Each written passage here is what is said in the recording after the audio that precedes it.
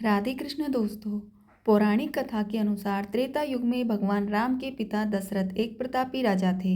उन्हें शिकार करना बहुत ही अच्छा लगता था। एक बार अनजाने में उनसे एक श्रवण कुमार नामक ब्राह्मण का वध हो गया। उस ब्राह्मण के अंधे माँ बाप ने राजा दशरथ को शाप दिया कि जिस प्रकार हम लोग पुत्र वियोग में मर रहे हैं, उसी तरह तुम्हारी भी पुत्र वियोग में मृत्यु होगी। इससे राजा बहुत परेशान हो गए। उन्होंने पुत्रेष्टि यज्ञ कराया। फलस्वरूप जगदीश्वर ने राम रूप में उनके यहाँ अवतार लिया। वहीं भगवती लक्ष्मी जानकी के रूप में अवतरित हुई।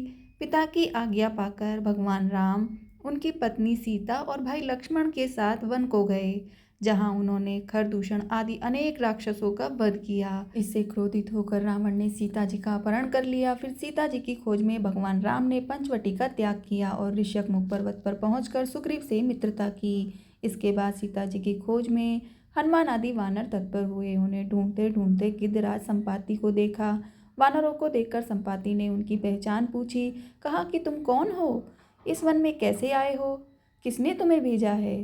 संपाति की बात सुनकर वानरों ने उत्तर दिया कि दशरथ नंदन राम जी सीता और लक्ष्मण जी के साथ दंडक वन में आए हैं, जहाँ पर उनकी पत्नी सीता जी का अपहरण हो गया है।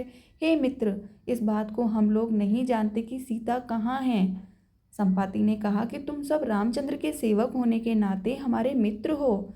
सीता जी का जिसने हरण किया है वह मुझे मालूम है। सीता जी को बचाने के लिए मेरा छोटा भाई जटायु अपने प्राण गंवा चुका है। यहाँ से थोड़े ही दूर पर ही समुद्र है और समुद्र के उस पार राक्षस नगरी है। वहीं अशोक के पेड़ के नीचे सीता जी बैठी हैं। सीता जी अभी भी मुझे दिखाई दे रही हैं। सभी वानरों में हनुमान जी अत्यंत पराक्रमशाली हैं, अतः उन्हें वहां जाना चाहिए, क्योंकि सिर्फ हनुमान जी ही अपने पराक्रम से इस विशाल समुद्र को लांघ सकते हैं। संपाति की बात सुनकर हनुमान जी ने पूछा, हे संपाति, इस विशाल समुद्र को मैं कैसे पार कर सकता हूँ? जब हमारे सब वानर उसे पार करने में असमर्थ हैं, तो मैं ही अकेला कैसे पार कर सकता हूँ?